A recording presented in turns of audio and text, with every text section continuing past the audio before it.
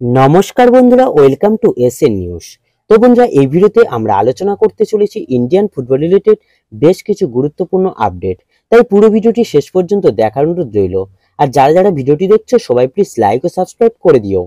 তো বন্ধুরা, প্রথমেই আমরা যদি কেরালা ব্লাস্টার্স এফসি কে নিয়ে কথা বলি, তাহলে কেরালা কিন্তু তাদের এক প্রাক্তন বিদেশিকে আবারও আইএসএল এ ফেরাতে চলেছে। তো সেই প্লেয়ারটি আর কেউ নয়, সে হলো আলভারো ভাস্কুইজ, যাকে তোমরা সকলেই চেনো। একজন স্প্যানিশ সেন্টার ফরওয়ার্ডের প্লেয়ার, মার্কেট ভ্যালু 1 কোটি টাকা। তো এই প্লেয়ারটি কিন্তু আগেও কেরালা এফসি গোয়ার মতো ক্লাবের হয়ে আইএসএল এ খেলে গেছে এবং খুব ভালোই খেলেছিলেন সে, এবং তারপর বিদেশের ক্লাবে চলে যায়। তো আবারও কিন্তু কেরালা তাকে আনার জন্য অ্যাডভান্স স্টেজে কথাবার্তা বলছে বলে শোনা যাচ্ছে।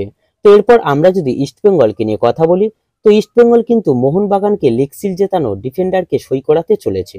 তো সেই প্লেয়ারটি আর কেউ নয়, সে হলো হেক্টর ইউজতে, যে মূলত সেন্টার ব্যাকের প্লেয়ার হলেও ডিফেন্সিভ মিডফিল্ড রোলেও কিন্তু ভালো খেলতে পারে।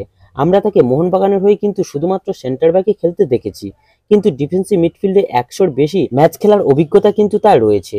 আর ইস্টবেঙ্গল কিন্তু এমনই একজন প্লেয়ারকেই চাইছিল, যে সেন্টার ব্যাকের পাশাপাশি ডিফেন্সিভ মিডফিল্ডেও খেলতে পারে। তবে তার বয়সটা যেহেতু অনেকটাই বেশি, প্রায় 37 বছর বয়স, তাই কিন্তু একটু স্লো হয়ে গেছে।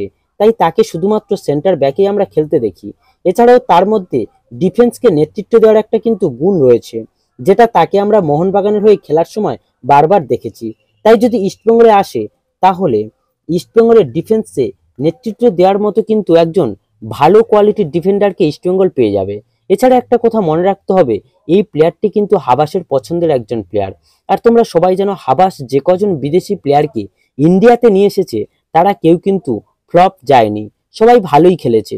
আর হেক্টর ইউজ থেকেও তো আমরা আগেও দেখেছি মোহনবাগানের হয়ে ভালো খেলতে। তাই যদি ইস্টবেঙ্গল এই প্লেয়ারটিকে তাদের 6 নম্বর বিদেশি হিসাবে সই করিয়ে নেয়, তাহলে ইস্টবেঙ্গলের আক্রমণ ভাগের পাশাপাশি ডিফেন্সটাও কিন্তু অনেক মজবুত হয়ে যাবে। তাছাড়া ইস্টবেঙ্গলের কাছে হিজাজি মাহেরের মতো একজন সেন্টার ব্যাক অলরেডি রয়েছে, সেও কিন্তু আগের মরশুমে ভালোই পারফরমেন্স দেখিয়েছে। তাই ডিফেন্স নিয়ে আর কোনো কিন্তু প্রশ্ন থাকবে না যদি হেক্টর ইউজ থেকে সই করিয়ে নেয়। এরপর আমরা যদি একটু মোহনবাগানকে নিয়ে কথা বলি, তো বন্ধুরা তোমরা সকলেই জানো, মোহনবাগানের প্রথম বিদেশি হিসাবে টম আলরেড কাল কিন্তু সকালে কলকাতায় চলে এসেছিল, এবং সে কিন্তু কলকাতায় এসেই বিকালে প্র্যাকটিসে নেমে পড়েছে নিজেকে ফিট রাখার জন্য, যেটা কিন্তু খুব একটা দেখা যায় না। তবে বল পায়ে প্র্যাকটিস কিন্তু সে করেনি। তো মোহনবাগানকে নিয়ে আরো যে আপডেটগুলি বেরিয়ে আসছে, সেটা হলো দিমি ও জেমিকে নিয়ে। তো এই দিমিত্রি কিন্তু কাল ভিসা হাতে পেয়ে গেছে, এবং জিমিও সে আগেই ভিসা পেয়ে গিয়েছিল, যেটা তোমাদের জানিয়েছিলাম। তো খুব সম্ভবত 28 তারিখে এই দুজন অস্ট্রেলিয়া থেকে একসঙ্গেই ইন্ডিয়াতে রওনা দেবে।